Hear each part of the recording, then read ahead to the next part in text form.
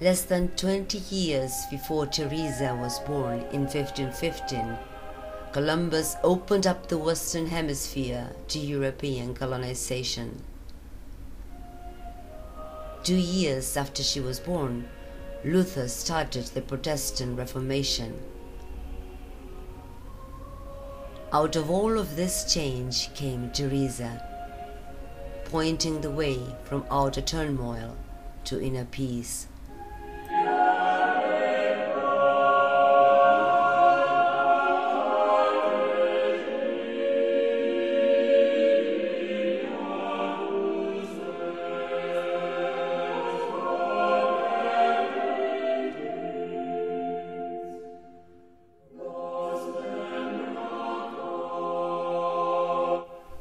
To her, spiritual life was an attitude of love, not a rule.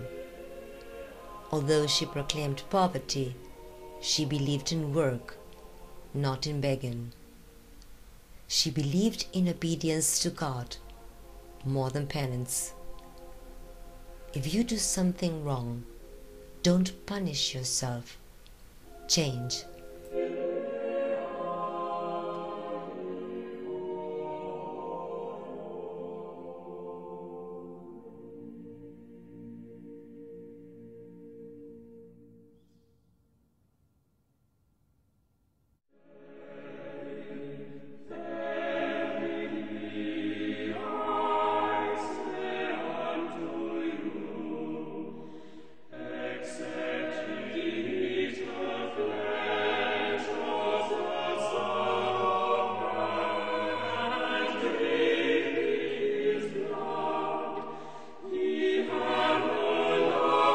As a teenager, Teresa only cared about boys and clothes and flirting and rebelling, like other teenagers throughout the ages.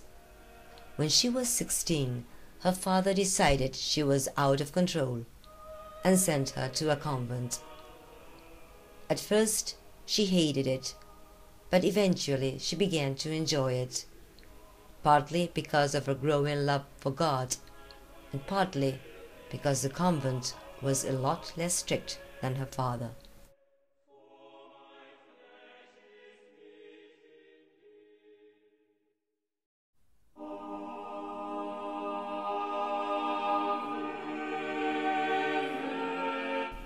Still, when the time came for her to choose between marriage and religious life, she had a tough time making up her mind.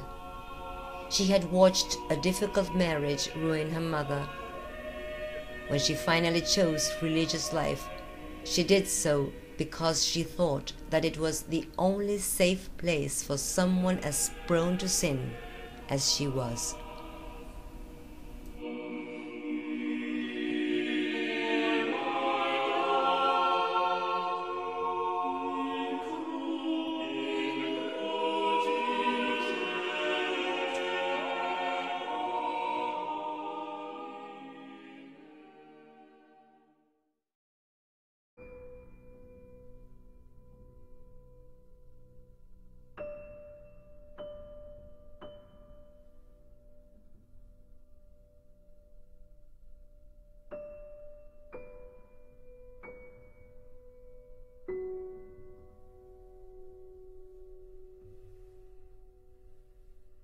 Praised be the Lord who has redeemed me. Praised be the Lord who has redeemed me from myself.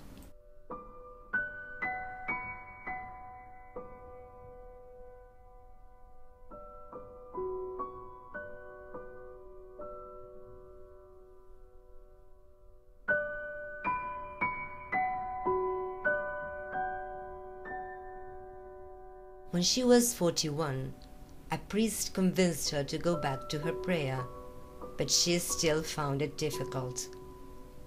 I was more anxious for the hour of prayer to be over than I was to remain there. I don't know what heavy penance I would not have gladly undertaken rather than practice prayer. This intellect is so wild that it doesn't seem to be anything else than a frantic madman no one can tie down. Teresa sympathizes with those who have a difficult time in prayer. All the trials we endure cannot be compared to these interior battles.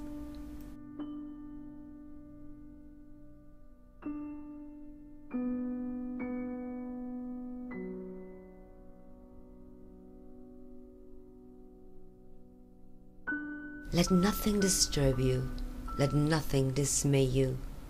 All things are passing, God never changes. Patience attains all that it strives for. He who has God finds he lacks nothing. God alone suffices. Nada te turbe, nada te espante, todo se pasa, Dios no se muda.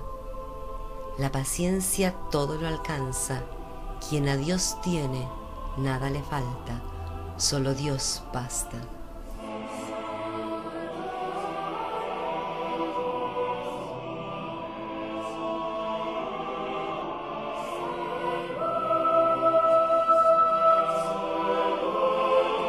For mental prayer, in my opinion, is nothing else than an intimate sharing between friends.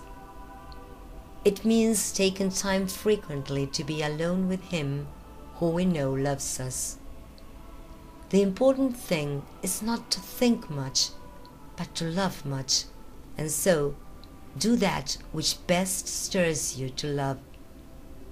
Love is not great delight, but desire to please God in everything.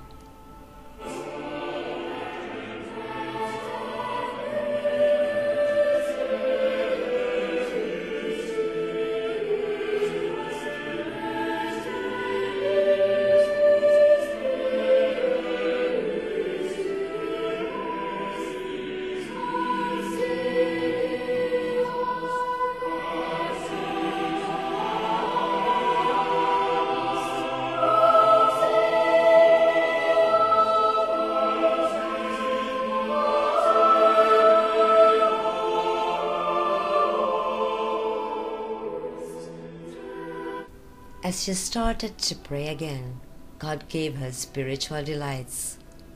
The prayer of quiet, where God's presence overwhelmed her senses. Prayer of union, where she felt the Son of God melt her soul away. Sometimes her whole body was raised from the ground. I saw an angel close to me on my left side in bodily form. I saw in his hand a long spear of gold, and at the iron's point there seemed to be a little fire. He appeared to me to be thrusting it at times into my heart and to pierce my very entrails. When he drew it out, he seemed to draw them out as well, and to leave me all on fire with a great love of God. The pain was so great that it made me moan, and yet so surpassing was the sweetness of this excessive pain that I could not wish to be rid of it. The soul is satisfied now with nothing less than God. The pain is not bodily, but spiritual.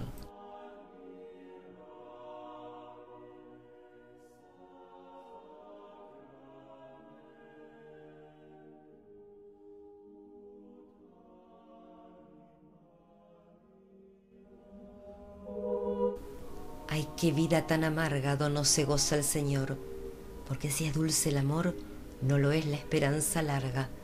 Quíteme Dios esta carga más pesada que el acero, que muero porque no muero.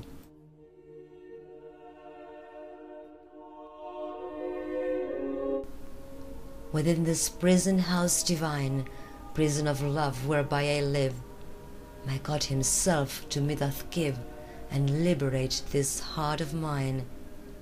And as with love I yearn and pine, with God my prisoner I sigh. I die because I do not die.